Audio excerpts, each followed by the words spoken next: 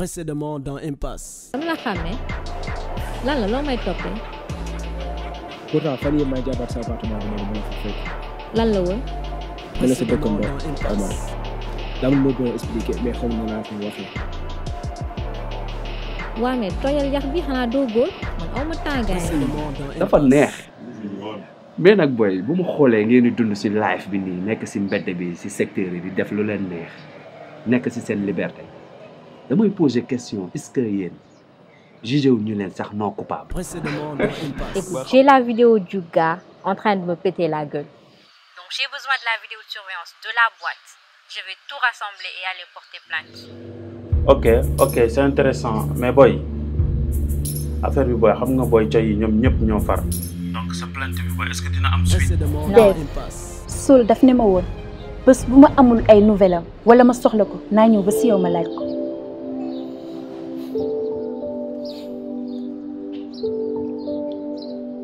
Précédemment dans Impasse.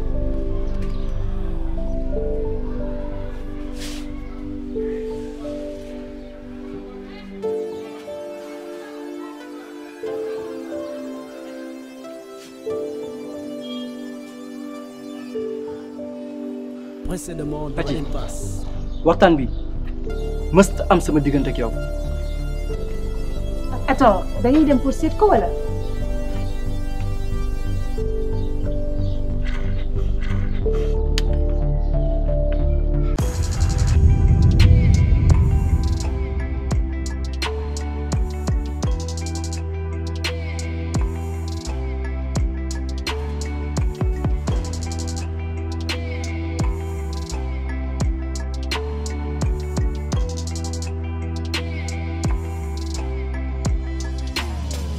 Bienvenue dans ce flash d'information. La triste nouvelle de la mort de Madame le procureur a surpris tous ses collègues connus pour ses sorties farouches, radicales en faveur de la vérité, de la justice et de l'équité. Cette dame a pu gérer autant de dossiers critiques entre l'exécution et la population.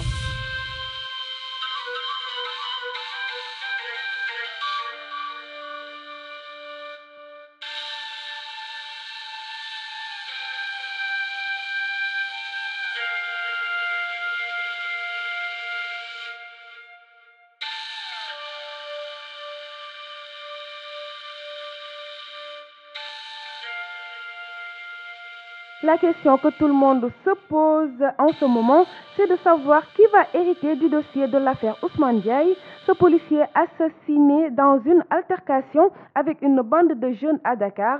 Pour rappel, ce dossier a connu plusieurs rebondissements. Les présumés coupables, Capo et Jules, sont toujours recherchés par la police.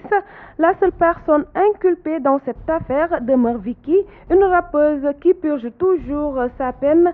La mort subite de Madame le procureur donne une autre lecture de cette affaire criminelle. Quelques jours après l'évasion du détenu Capo, l'opinion publique juge que cette bande d'amis subit un acharnement de la police qui refuse de prendre ses responsabilités de ces bavures.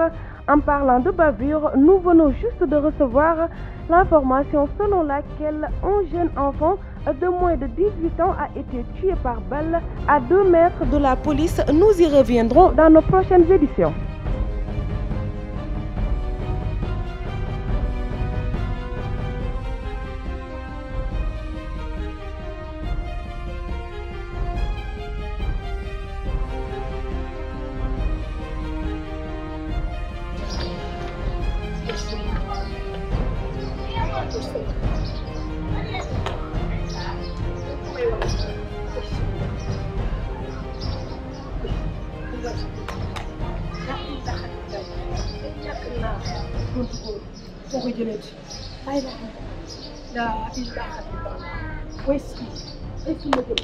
laa ilaaha illallaah way sama ndey ay waay ñàkk naa waay laa ilaaha illallaah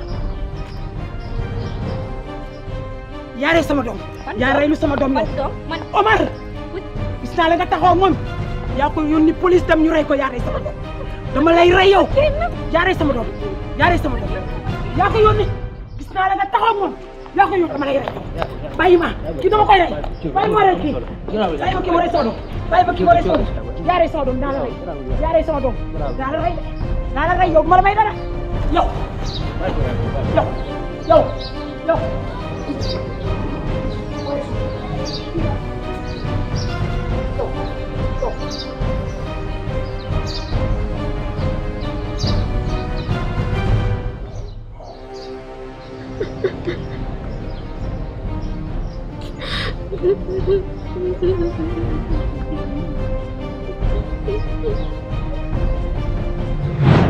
Omar ah c'est ça. Oui c'est Omar. Omar maa ngi jégalu de instant bi xaw ma sax lu ma la war a wax lii dinaa ko soxla trop léegi xam lu ñuy def bàyyi ma yónnee ko sama bopp dégg nga yow xamoo sax li nga def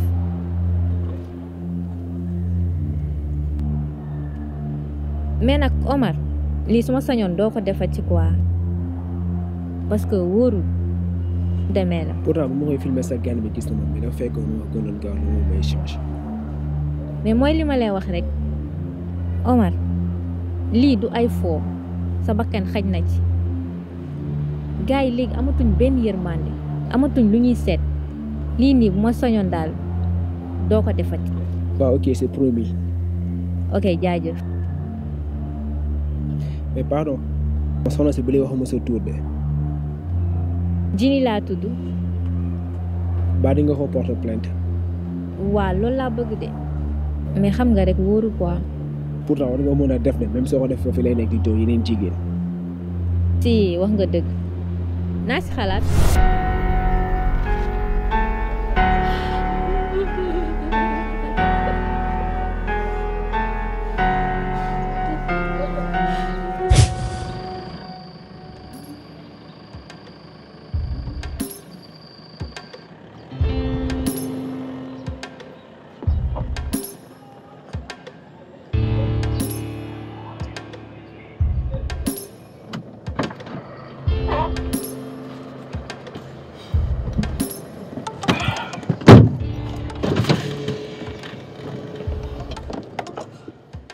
Abdou na nga def.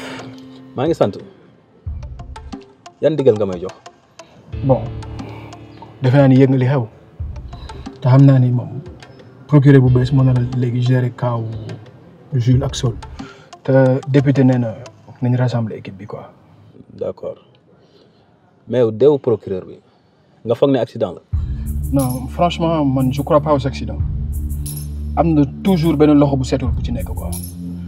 waaye nag li ma xaw a jaaxal mooy dafa am nit boo xam ne mënuñu ko identifier bi nekk duñu tourner autour quoi franchement yéem na ma trop.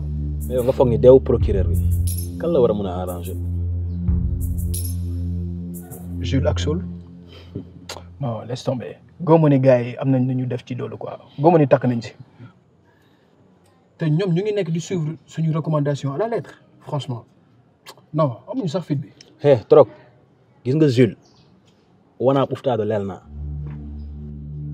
Jules ba muy ñëw sama village dafa mel ne xaru yar semaine la fa def taal dëkk bi amut lu mu fa deful amut lu mu sañ ta def maa ngi la koy wax boobu ba léegi nag nee naa la yow jox ma ndigal man lijjante ay mbiram mu jeex. non non coolul Jules mu ngi Dakar di lijjante ay mbiram moo Capo quoi. baax na en parlant Capo moom papam day def ay bagages quoi il est très mystique. war nañ ko xool mu jox ñu résultat autopsie bi quoi franchement. d'accord ce serait bien. mais gis nga sama cousine Anna Roge xam nga ko noonu. waaw daa am benn policier bu doon wër Jules dafa dóor Anna Roge ba tuuti mu dee tëdd na hôpital lu yàgg te xam nga ne loolu jëf jooju du jëf policier. nous sommes en guerre avec la police te naa la wax benn affaire gis nga waa ji def loolu. fu mu mënti jaar dinaa ko gis te bu ma ko gisee lu metti laa koy def xaaruma nag nga jox ma ci ndigal bu la leeree muy sa jaam. ok coolu démarrer ñu dem jëli ji résultat.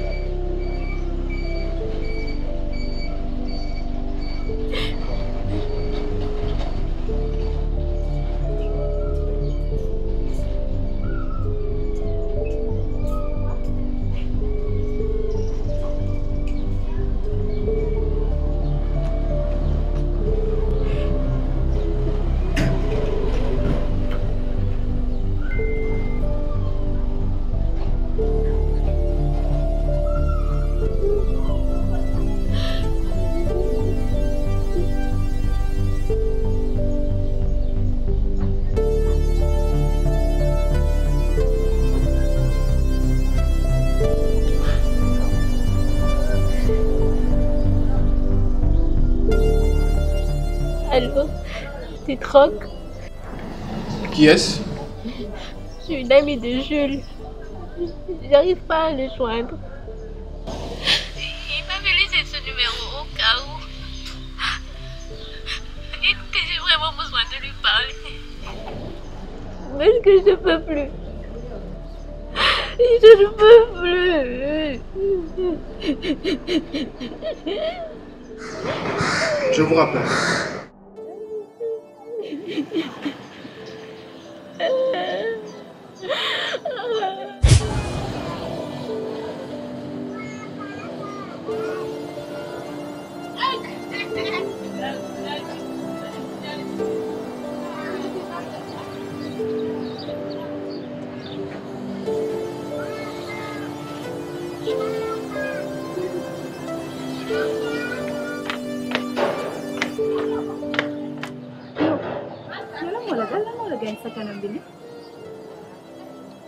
dara quoi amoo gaan moo jàppal dara benn police la am xeexal ko.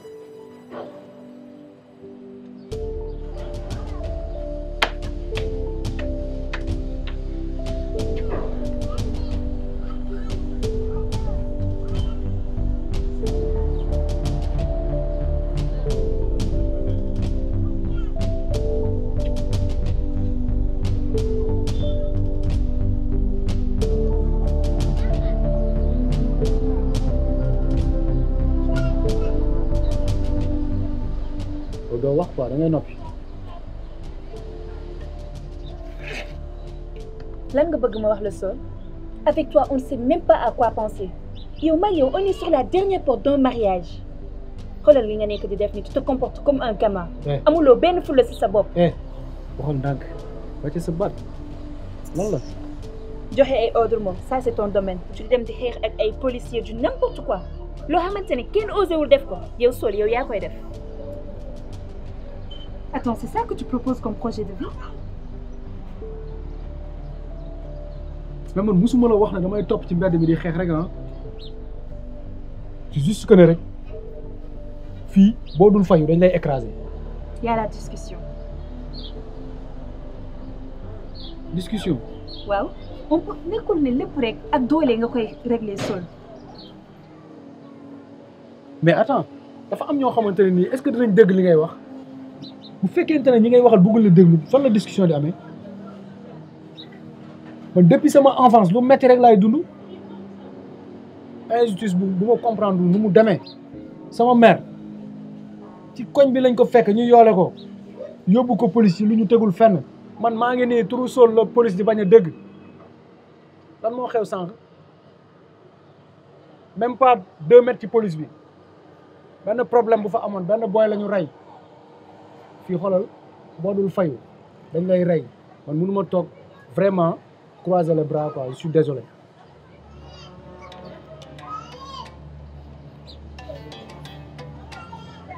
D'accord ce combat lu war a mën a continuer la mais sur de nouvelles bases foog nga xam loolu boobu ba léegi loolu laa jéem a def pour nga comprendre tu ne sais pas.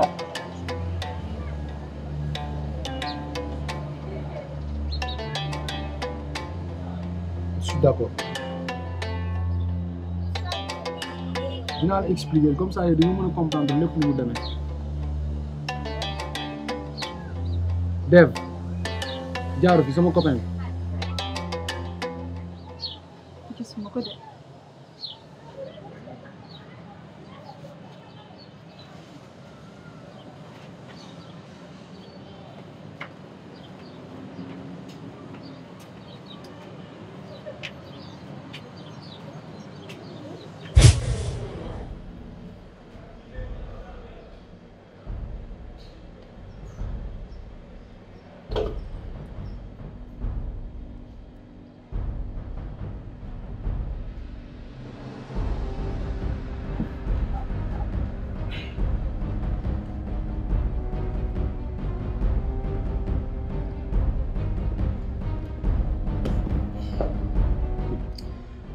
Boy, tu es encore ressuscité. Donc, il doit dire quoi? L'homme est né Déni. Amène à boire, on va célébrer. Madame le procureur Déna.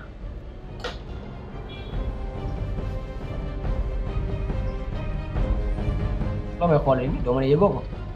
si yëg naa ko si information yi. alors qu'est-ce qu'il y a. mais boy nag ngay célébrer nit ku dee.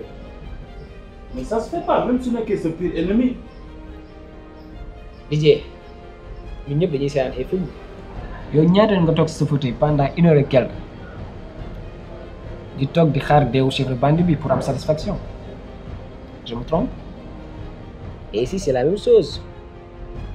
Chef de bande est mort, le film est fini. Là j'ai accompli sa mission. Liberté boy.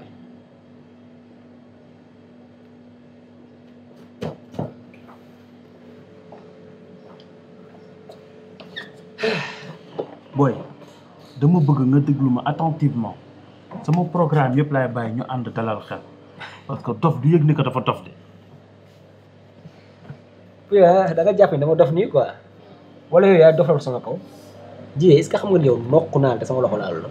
hey fii sama boîte la tu me parles correctement wala tu dégages ok. saa waaye de gëmuma je vais passer un appel tu vas voir.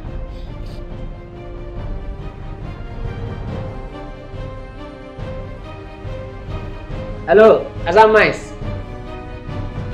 xam nga waa ji ah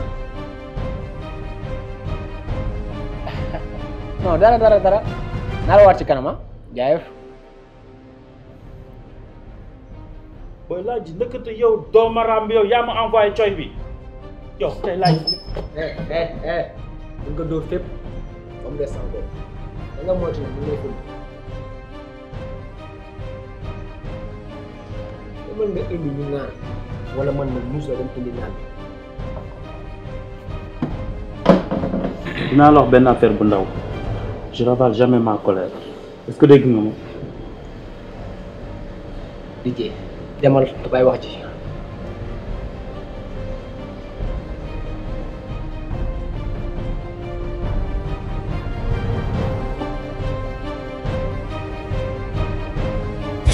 gis nañ Abdoulaye Timéra fii ci Centenaire. oui ab xale boo xam ni ci moto la yore woon auto police jóge en sens inverse ñëw mbëkk ko fa la ñàkk bakkanam donc jëflante bi homme de tenue yi di jëflante ak ñun civil yi moo posé problème parce que dafa ànd ak violence goo xam ni teguwul fenn te pourtant ñoom war nañ leen jàngal nampatal leen ci seen i métier ba nga xam ni sax bu ñu ñëwee di jëflante ak yow ak résistance boo mën a opposé dinañ la war a mën a maîtriser ba rot bakkan du ci am mais problème bi ñu am mooy loolu. justement homme de tenue yooyu. xam nga police mu jógee. étymologiquement ci mot police. bu ma la nee yow de tu as une attitude policée mooy da nga service da nga dal da nga am retenue ku tey nga ci li ngay def loolu lay police di tekki police malheureusement nous n'avons pas une police policée. nous avons une police très violente. très agressive même bu ñu dee ñëw ci yow ak même bu ñu la dee interpellé léeg-léeg sax nga jot a ceeg nit ci télé bi parce que tout simplement nam lay interpellé sax day mel ni ku lay jox ordre.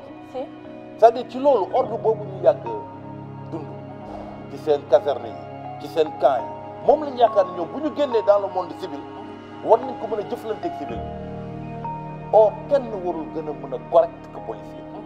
Sénégal 2015 2016 am na 115 crimes par arme blanche si dëkk bu tuuti 176 712 kilomètres carrés mooy superficie 17 millions de Sénégalais ñu ne la 115 crimes par arme blanche entre 2015 2016 mais loolu c'est extrêmement grave parce que réinsertion sociale nguur gi daf ko war a voter budget ñuy jàngal détenus yi ay métiers ci biir prison yi di leen former di leen point boobu am solo dinañ ko ñëw laataa ñoo jeexal mais dama bëggoon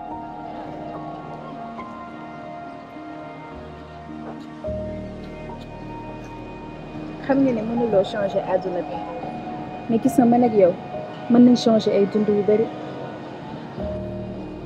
c'est que li ngay wax dëgg la mais le fait que may gis yenn affaires yi nii te du ma ci mën dara loolu faiblesse la ci man loolu moo ma metti.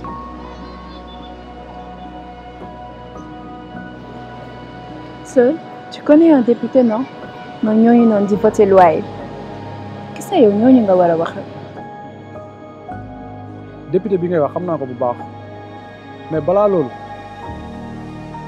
foog ñu préparer suñu mariage ba pare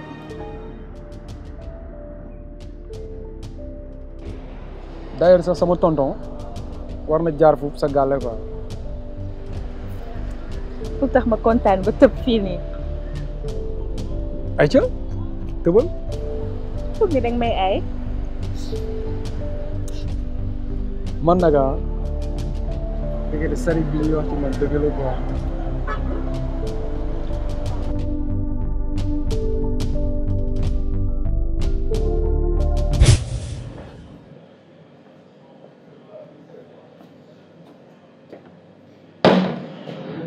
benn kaas xanaa naan. boy naanal nga dégagé quoi. d'accord.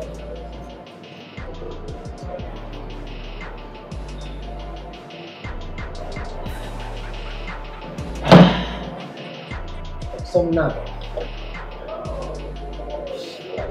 merci. waaw. jëm mooy affronté na. sa bopp rek laa bëgg mais du ma ko def parce que man du ma mbaam kon yow coy bi ma envoyé fi xam nga ni tuuti des mu damm sama loxo mais Jules wax na ma ko nag yow da nga toog yow wéroo tu es un vendu yow da ngay liggéey ak coy yow doo rus yow vrai de raa nga yow kañ dëgg nga. man su ma nekkee un vendu tu es un vendeur jaaykat nga kan moo joxe adresse bi yow. adresse Julie yaa ko joxe non. va te faire foutre. peut-être que góor la. tekkal bi nga yor. je te casse la tête tout de suite. DJ man je suis libre. su ma fi toog di rey beneen nit ñu may toog ci mbedd mi di ma dàkkal nit. je suis pas fou quand même. Hé, tu n'es pas encore libre. yaa ngi sama boîte kenn ko fi en vie. tu me fais rire. correct. bien en même temps.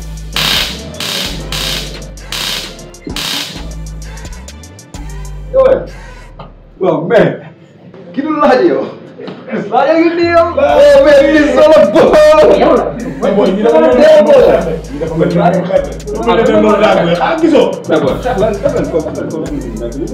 kurang ayo, lagi mas ni.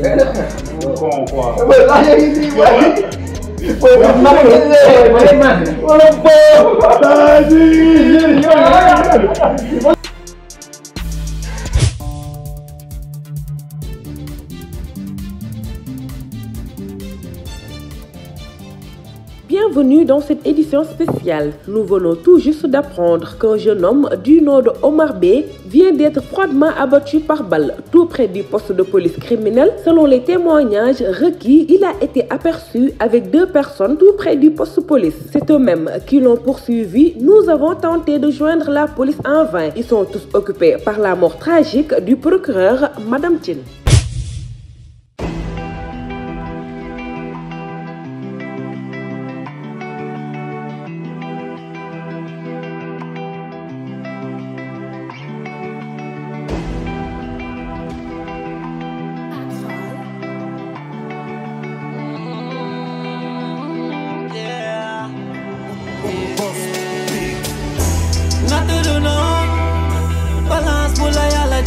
pour mën a natt sa ngëm bu yaakaari taas ba say loxo faasu amaana mën na nekk li gën rëkk ci yoon du ñàkk si sa laaf amaana boo ko rombee dajeek li gën mel ni kumba yi doog foog ñu lambaati mais dara warul tënk sa maay impasse yaa ngi ci impasse life bu intensif impasse yaa ngi ci impasse léppay impasse impasse yaa ngi ci impasse dañ la koy dépassé impasse yaa ngi ci impasse bëgguma bàyyi trace